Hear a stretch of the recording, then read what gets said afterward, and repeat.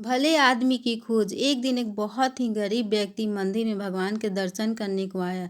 धनी व्यक्ति अपने छत पर उससे बिना बताए उसे देख रहा था। उसने फटे हुए और मैले कपड़े पहने थे। देखने से बहुत ही पढ़ा लिखा भी नहीं लग रहा था। जब वह भगवान का दर्शन करके जाने लगा तो उस धनी व्यक्ति ने उसे अपने पास बुलाया और कहा, क्या आप इस मंदिर की व्यवस्था संभालने का काम करेंगे?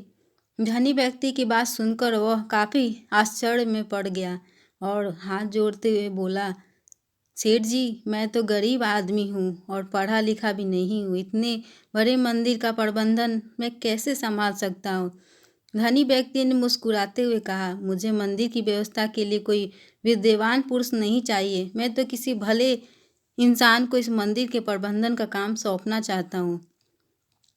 लेकिन इतने में सब श्रद्धालुओं में आपने मुझे ही भला व्यक्ति क्यों माना? उसने आश्चर्य से पूछा। धनी व्यक्ति बोला, मैं जानता हूँ कि आप एक भले व्यक्ति हैं। मंदिर के रास्ते में मैंने कई दिनों से देख रहा था कि उस ईंट के टुकड़े को कई लोगों को ठोकर लगती थी और कई लोग उस ईंट के टुकड़े से ठोकर खाकर गिर भी जाते थे।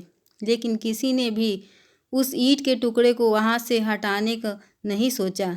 आपको उस ईंट के टुकड़े से ठोकर नहीं लगी, लेकिन फिर भी आपने उसे देखकर वहाँ से हटाने की सोची। मैं देख रहा था कि आप मजदूर से फावड़ा लेकर गए और उस टुकड़े को खोदकर वहाँ की भूमि समतल कर दी। धनी व्यक्ति की बात सुनकर उस व्यक्ति ने कहा, मैंने कोई महान काम नहीं किया है। दूसरों के बारे में सोचना और रास्ते में आने वाली दुविधाओं को दूर करना तो हर मनुष्य का कर्तव्य होता है।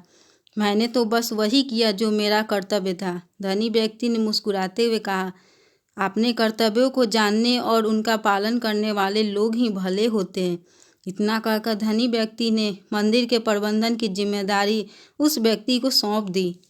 Thank you for watching. अगर ये वीडियो आपको अच्छी लगे तो प्लीज़ लाइक और सब्सक्राइब ज़रूर करें।